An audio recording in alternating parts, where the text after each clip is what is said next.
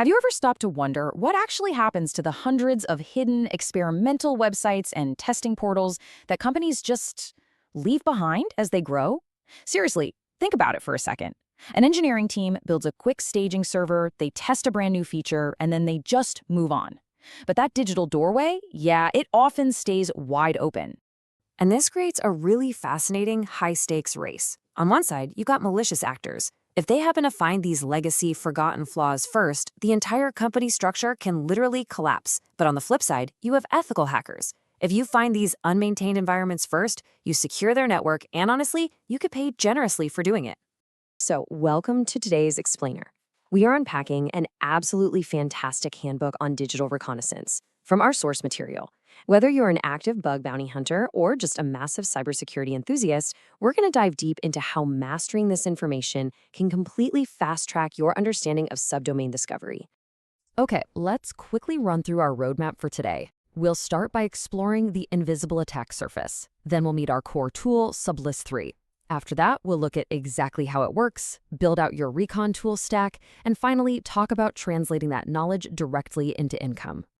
All right, let's jump right into part one, the invisible attack surface, and the hidden digital danger that organizations are facing every single day.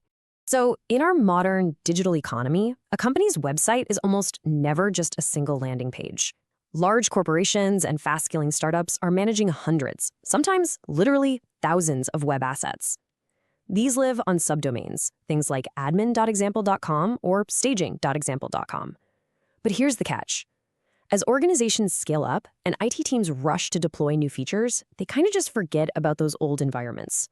And that oversight, it creates an enormous, completely invisible attack surface. Our source material actually sums up this danger perfectly. It says, unmaintained, hidden, or forgotten subdomains frequently run legacy software containing critical security flaws. It's such a brilliant illustration of why these forgotten corners of the internet are simultaneously so incredibly dangerous to companies and so lucrative for the security researchers who manage to uncover them. Which brings us right to part two. Meet Sublist3r, essentially the ultimate radar for digital detectives. So what exactly is the tool at the center of all this? Well, Sublist3r is an industry-standard, completely open-source Python tool. It's specifically built to automate the super tedious process of mapping out all those hidden subdomains. Instead of you sitting there guessing addresses manually, Sublist3r aggregates intelligence from dozens of sources to give you a clean blueprint in seconds. And what makes it truly special? It operates silently. It's exactly like a radar, relying on passive intelligence gathering so you remain entirely undetectable to the target's defensive firewalls. No alarms tripped whatsoever. Now, you might be wondering, how does this actually translate to income? The sources point out why this specific skill is in such massive demand, outlining 3 primary monetization pillars. First up is bug bounty hunting on platforms like HackerOne, where hunters use Sublist3r to find forgotten login panels and can earn thousands. Second is professional penetration testing, where mapping subdomains is literally the mandatory first step of any corporate retainer. And third, attack surface management. This is where you can audit local businesses and show them glaring security gaps they had absolutely no idea existed. Moving on to part 3.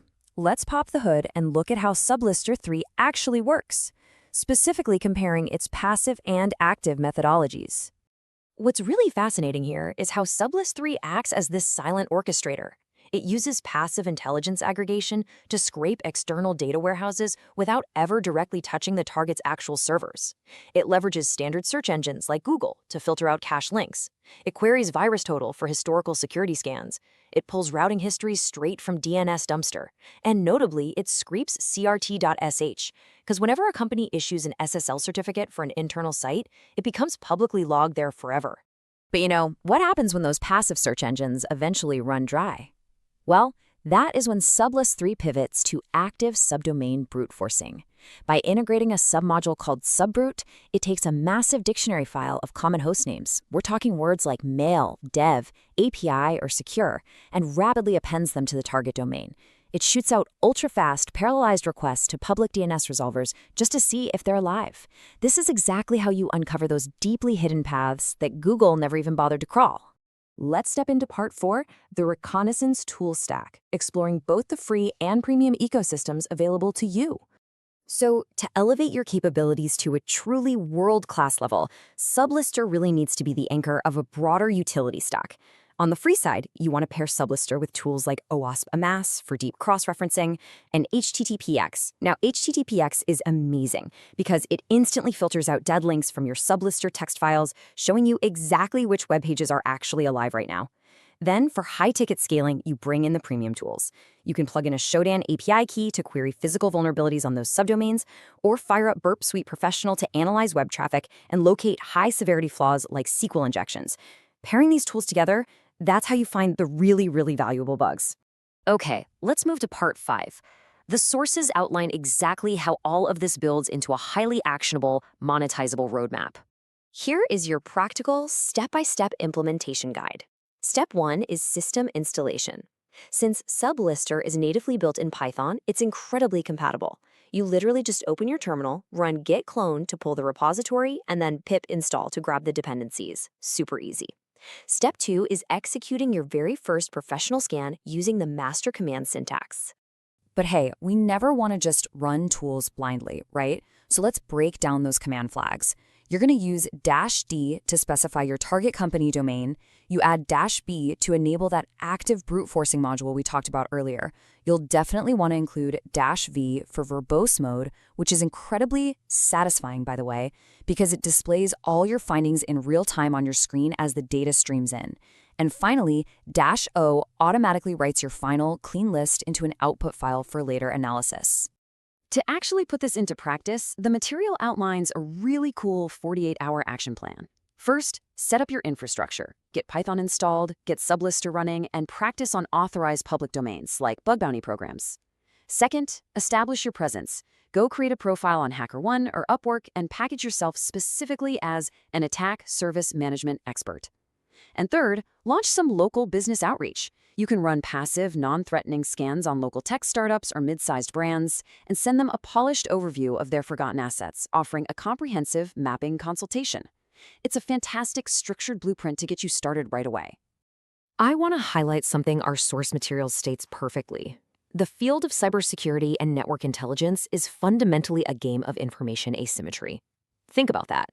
The side that possesses the most comprehensive data always wins. Tools like Sublist3r completely level that playing field for you. Literally, every major security contract and high-paying bounty out there starts with this single, absolutely crucial step, reconnaissance. By understanding subdomain discovery, you are essentially learning the universal language of asset visibility. So the big question the material leaves us with today is this: will you master this visibility before the attackers get there first? Thank you so much for joining me for this explainer, and keep learning out there.